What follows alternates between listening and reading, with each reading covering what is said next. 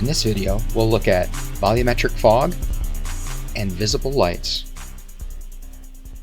Okay, as a little bonus here, I want to talk about adding the atmospheric fog into the scene. I touched on it briefly, but I want to talk about kind of creating some interesting looks with it. So I'm going to go ahead and turn off the sequencer. I don't necessarily need that in my scene at the moment, because what I'm going to be doing is just working on adding in the lighting effects here. So what I want to do is scroll up to the top here, and under my lighting, again, this is if you are using the third-person template, this will be already in there. If you're not, you need to go to the drop-down for the quick add, and then come down to the visual effects, and you'll see exponential height fog in there, and you can add that and use the exponential height fog options.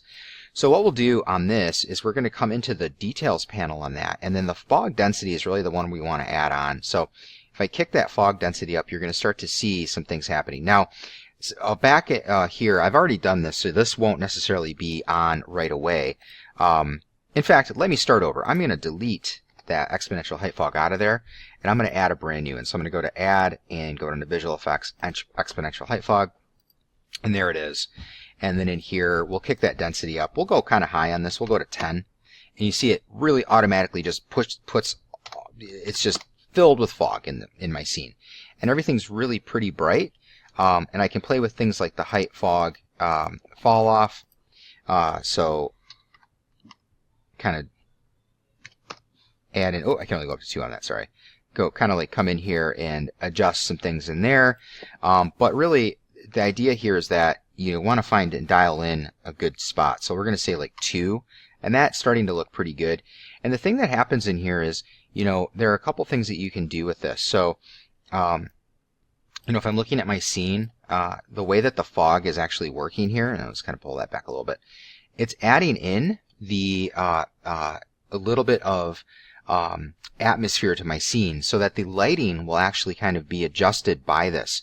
And if I increase that even more, so again, if I take this up to 5, you'll see that the depth in that scene is pretty heavy. And then, let me just get out of there so you guys don't have to see those guys. So you can see that the fog actually looks like what fog would look like. But the thing with that is once you add that, you may have to go back and forth and again kind of play around a little bit. Like, for example, maybe the skylight, the intensity on the skylight needs to be brought up so I can see my scene a little bit more, or play around with some of those other things. But the other thing that I want to do on the exponential height fog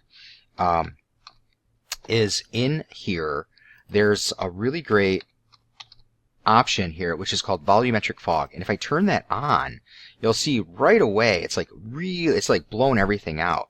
And the reason that that's happening is because in here, now that I have the volumetric fog on, I really need to dial this back quite a bit because it's really creating a voluminous fog. And then what happens is if I were to say add in a spotlight or something like that, I can start to get kind of like fog beams or shafts, like light shafts on that. So you can see that like just by playing around a little bit with some of the different tools that I have in the exponential height fog, I can really start to dial in a pretty interesting look for my scene. And again, I'll bring that down quite a bit now that intensity on my skylight, since I kicked it up before.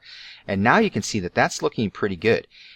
So let me show you how to actually create that little beam of light. So now that I have the exponential height fog in there with the volumetric fog option turned on, I can then go into my lighting options. I'm going to add a new light. I'm going to add a spotlight and pull that up. And you'll see that I don't have that like shaft of light or that beam of light coming in. I'm going to actually pull down this a little bit so we can see it a little bit better. And then the other thing that I need to do on this is in here there is an option that is called volumetric scattering intensity. And if I turn that up, you will see that it gives me that kind of like light effect, right? So that beam effect.